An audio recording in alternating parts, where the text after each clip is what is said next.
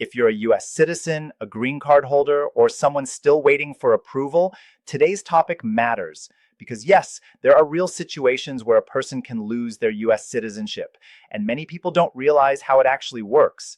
My goal today isn't to create fear, it's to bring clarity. When you understand the rules, you feel more prepared, more confident, and more in control of your journey.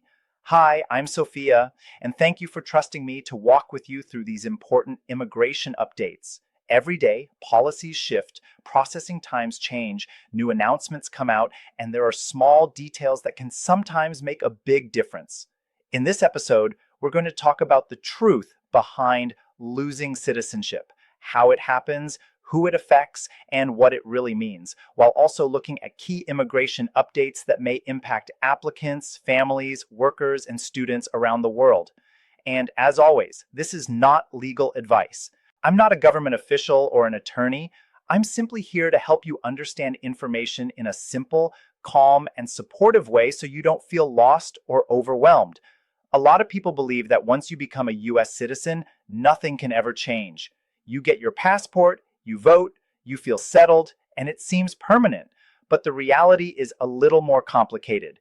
Citizenship in the United States is incredibly strong, but it isn't completely bulletproof. There are specific laws, clear processes, and careful systems that review cases where something may not have been done correctly. That doesn't mean the government is constantly looking for ways to take citizenship away. It means citizenship is taken seriously, and the path to getting it must be honest and lawful from start to finish. Before we talk about the reasons someone can actually lose citizenship, it's important to understand who is considered a citizen in the first place. Some people are citizens by birth. They were born in the United States or in certain US territories, or they were born outside the country but had at least one American parent who could pass citizenship to them.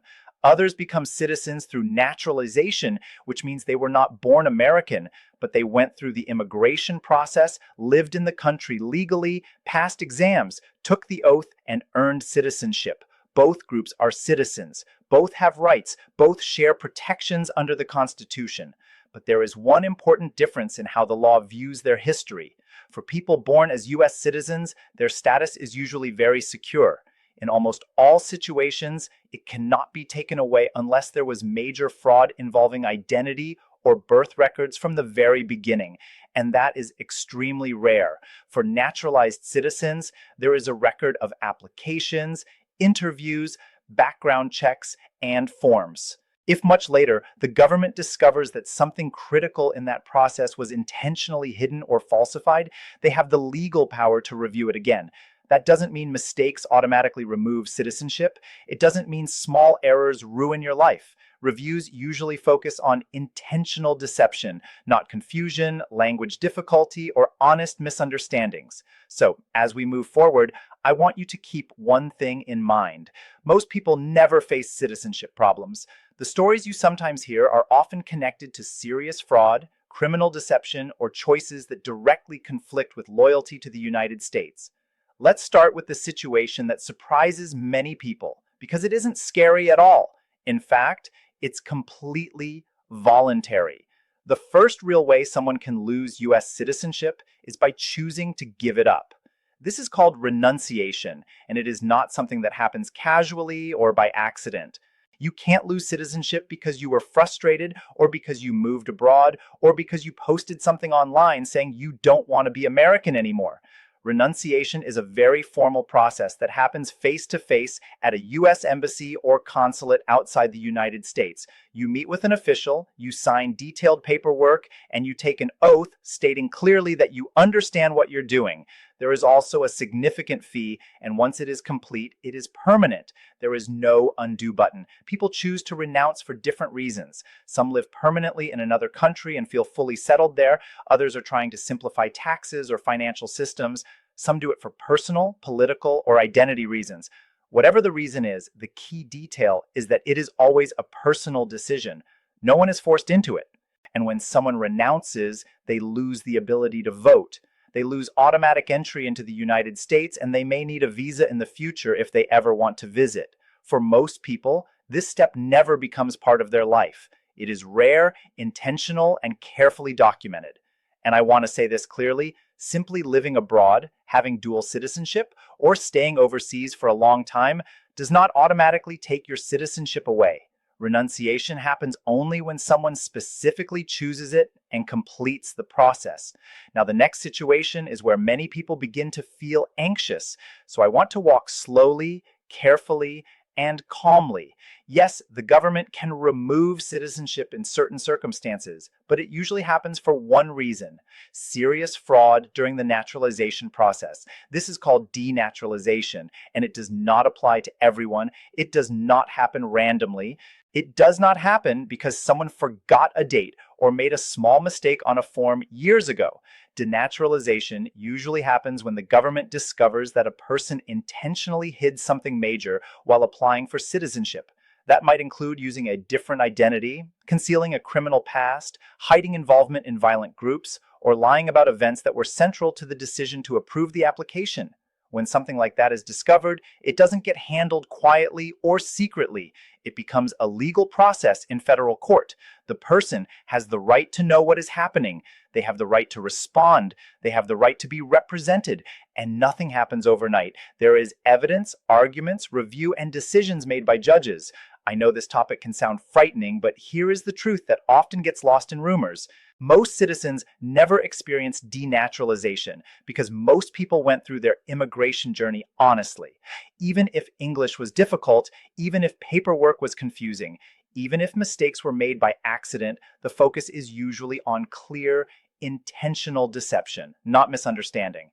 Another thing that often surprises people is that there is no set time limit. The government can look back at older files if something serious comes to light later, but again, that does not mean they are constantly searching for reasons to remove citizenship. What it means is that citizenship is treated as something precious, something that must be earned truthfully. If you followed the process, told the truth, showed your records, and answered honestly, then most of the time you have nothing to fear. And even when cases do happen, they are not about punishing people who are trying their best. They are about correcting situations where citizenship was granted based on information that turned out to be false. There is another area that often creates confusion and sometimes unnecessary fear, and it has to do with associations, the groups people join, and the choices they make after becoming U.S. citizens. In very specific cases, citizenship can be questioned when someone becomes involved with organizations that are openly hostile to the United States or that support violence against the government. This isn't about opinions, disagreements, or expressing criticism.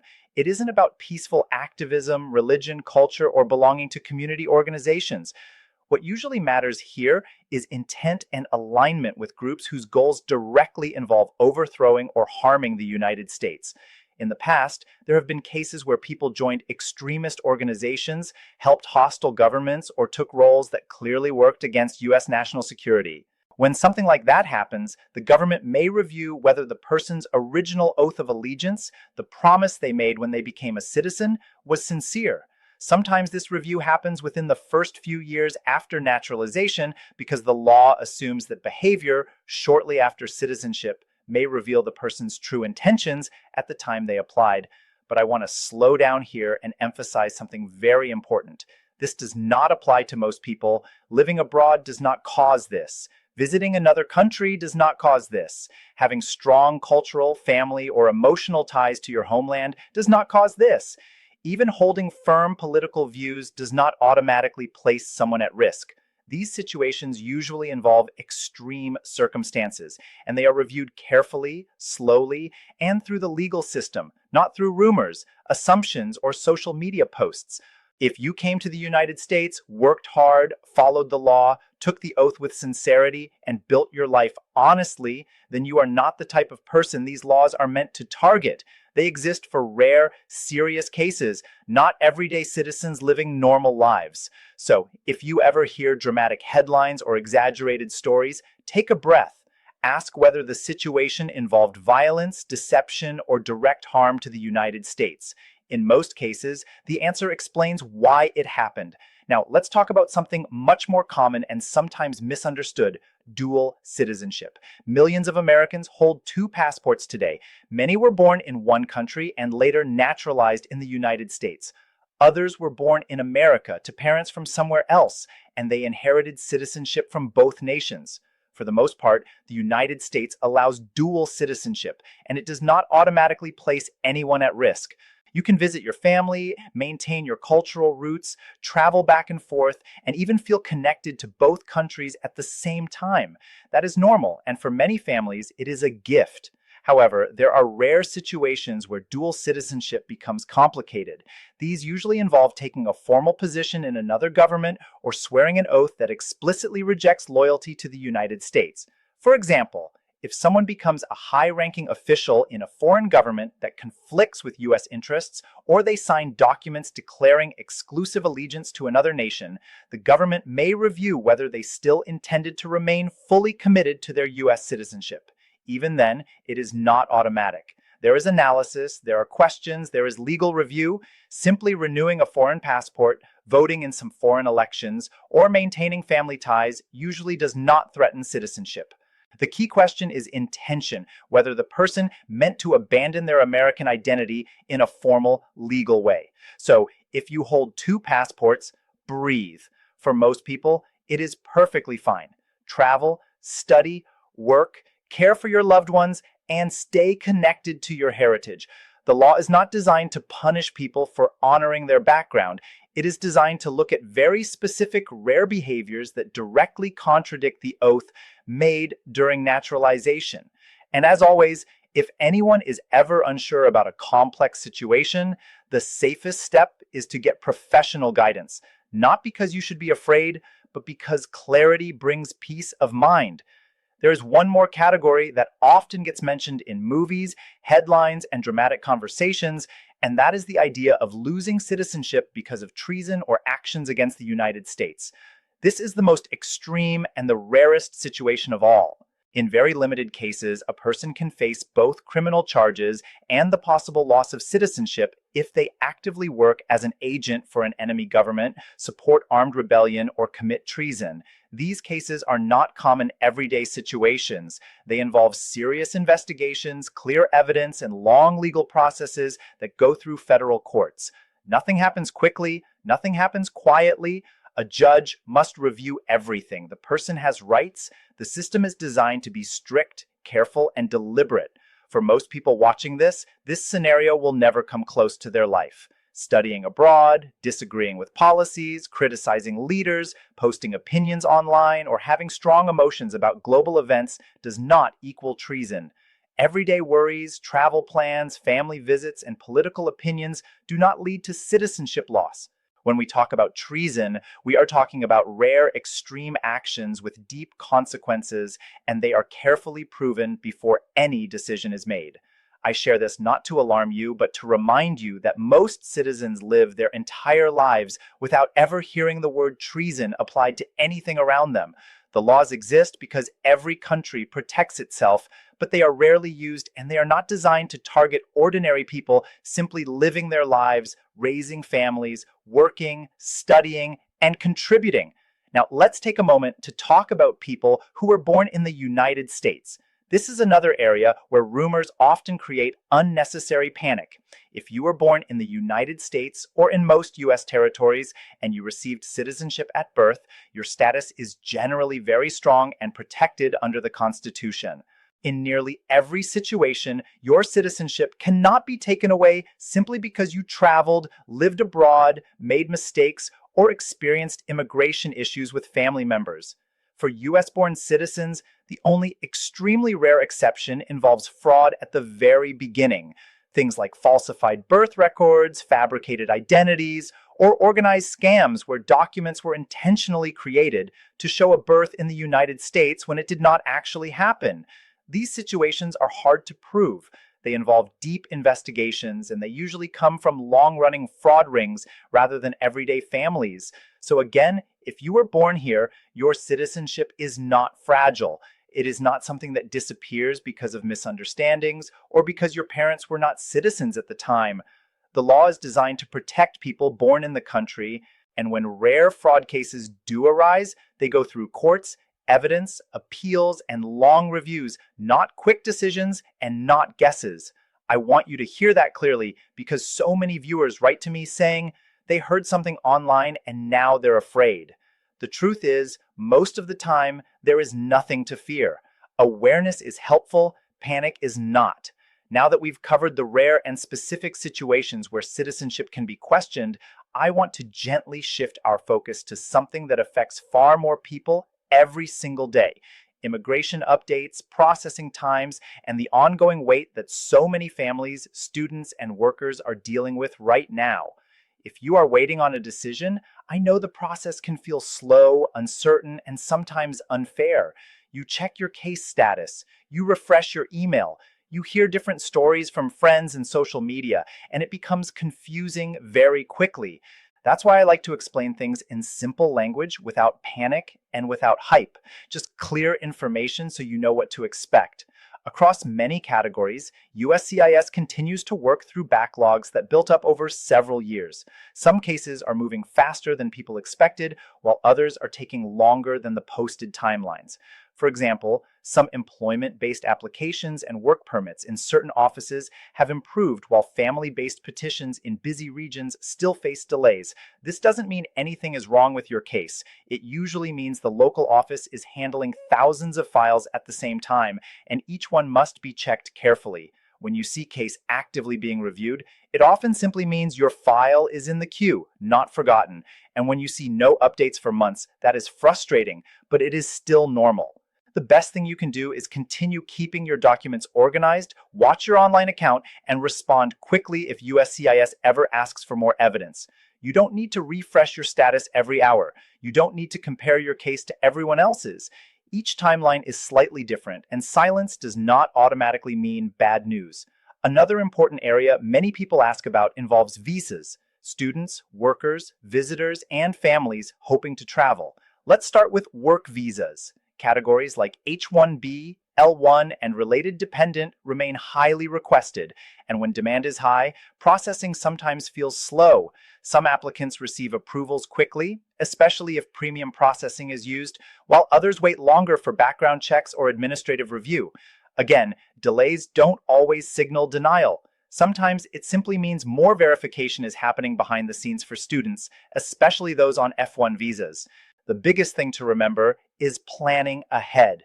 Schools, embassies, and USCIS all operate on timelines that must align. Maintaining full-time enrollment, following your program rules, and staying in touch with your school's international office are some of the simplest ways to avoid unnecessary problems.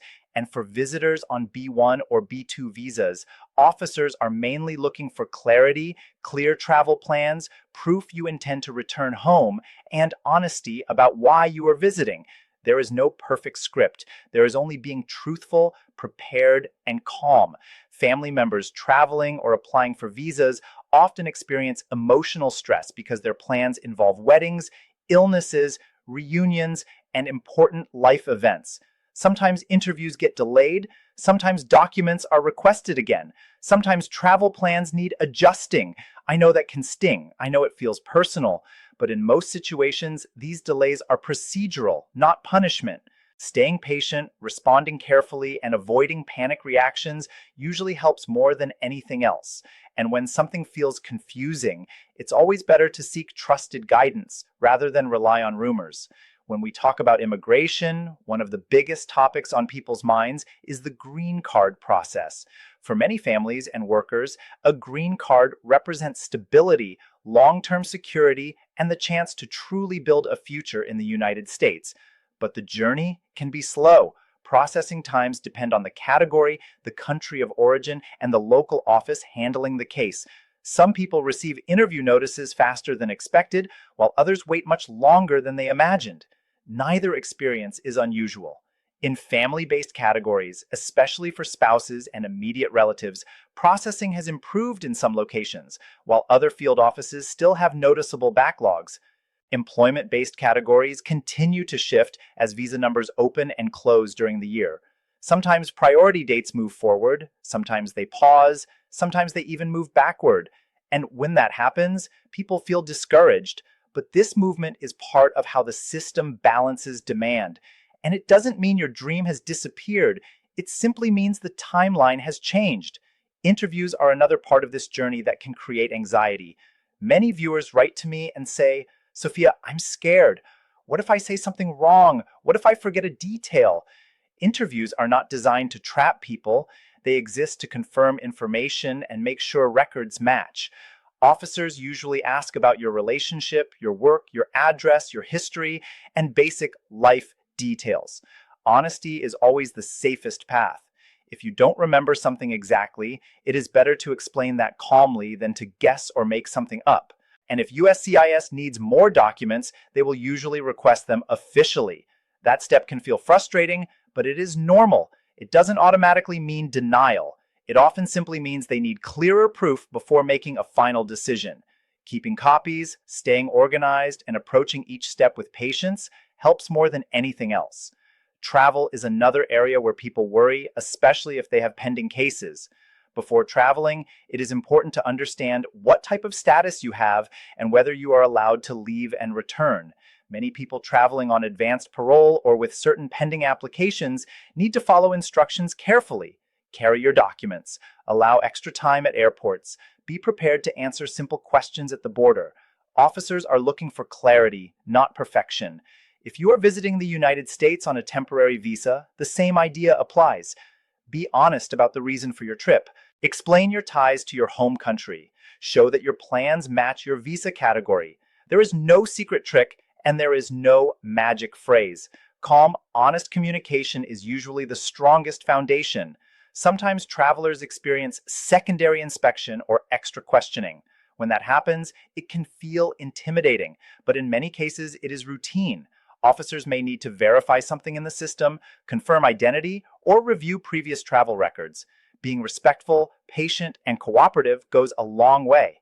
I know the waiting room moments can feel endless, but most people are eventually cleared and continue their journey.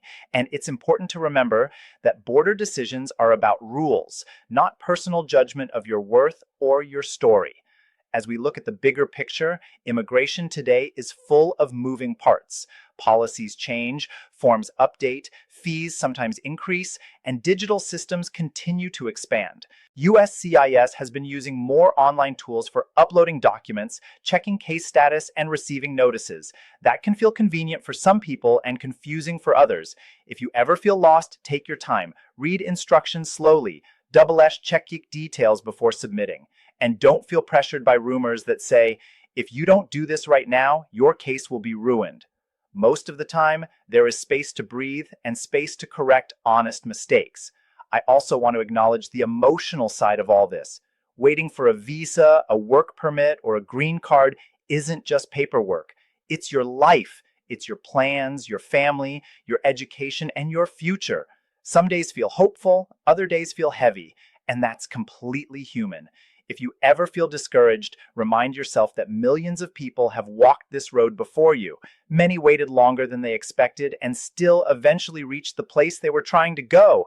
Staying informed doesn't remove all stress, but it does help you feel more grounded and prepared. As we bring everything together, I want to return to the main truth behind today's topic. U.S. citizenship is powerful, meaningful, and deeply protective, but it also carries responsibilities and legal structures that exist for a reason. The title of this video may sound serious, and yes, there are real situations where someone can lose their citizenship.